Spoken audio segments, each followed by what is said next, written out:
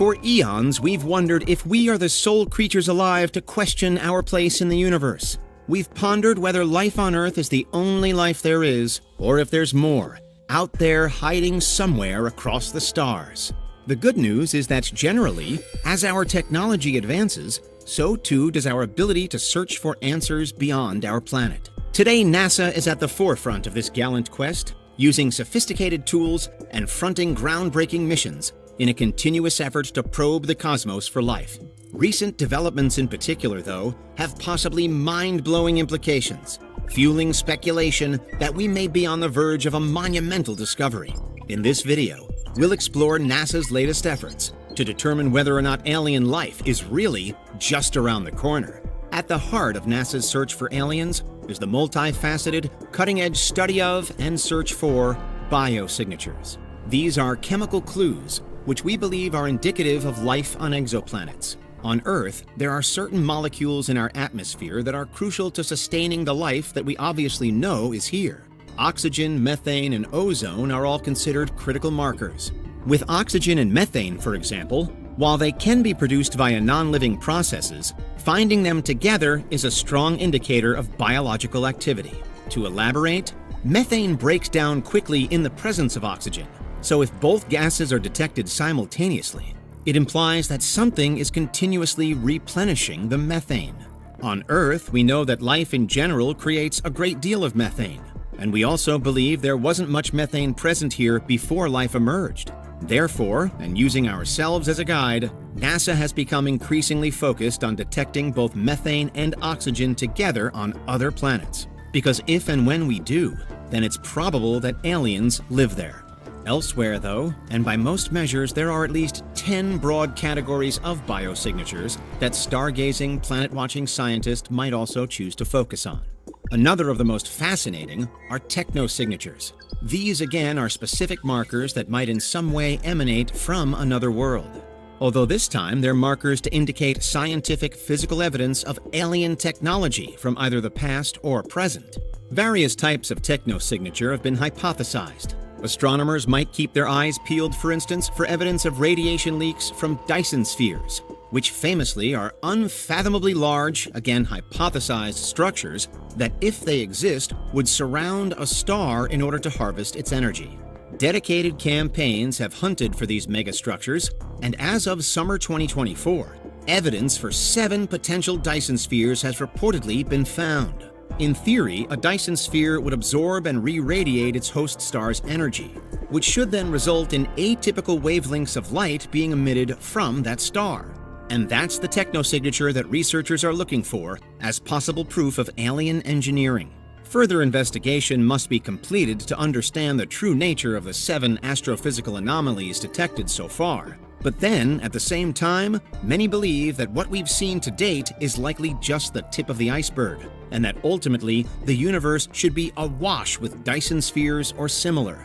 The hunt for biosignatures, technosignatures, for aliens in general, is certainly a lot more promising now that we have the James Webb Space Telescope in full operation. The Webb has an unprecedented ability to observe distant exoplanets. Its advanced spectrographics instruments are so incredibly fine-tuned that they can identify individual gases in any one atmosphere from literally hundreds of light years away. Quite simply, there's nothing else that can see quite so far, quite so clearly. But then again, it's not as though we should only be looking as far away as possible either. Much closer to home, relatively speaking, we've seen high concentrations of organic molecules on Enceladus, a moon of Saturn. It's part of the reason why now scientists increasingly believe that if there are aliens in the solar system, then Enceladus really could be where they're based. The moon has the potential to harbor life far below its otherwise icy surface, in deep oceans that are seemingly warmed by geothermal activity. In this case, we haven't needed the incredible range of James Webb to uncover potential for aliens. But ultimately, we are still looking for the same kinds of biosignature clues. Naturally, though, this isn't the only field where NASA is making significant strides. In recent years, unidentified anomalous phenomena, UAPs, have garnered more and more attention from the public.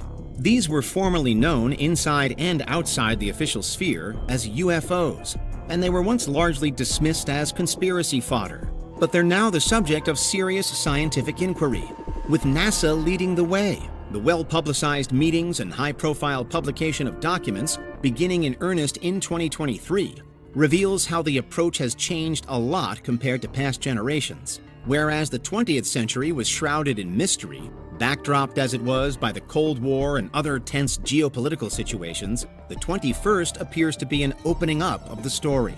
Nevertheless, one of NASA's primary goals is still to determine whether or not UAPs are a threat to national security.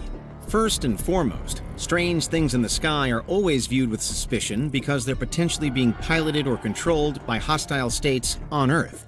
But it's not as though the seeming links to alien life have diminished. NASA acknowledges on the record the possibility that some UAPs really could be evidence of highly advanced alien technology.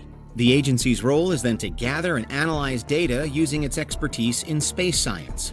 Over the last couple of years, it has standardized methods for detecting UAPs, hoping to separate ordinary phenomena from the truly inexplicable. And there's arguably no other organization in existence that's better positioned to seriously scrutinize UAP in this way. It's hoped by onlookers that the newfound transparency that's apparently been adopted will lead to clear and definite answers very soon. But if nothing else, then NASA's acknowledgement of UAPs has served to shift the stereotype. Alien hunters are no longer automatically branded as conspiracy theorists. The suggestion is that actually, they might be onto something.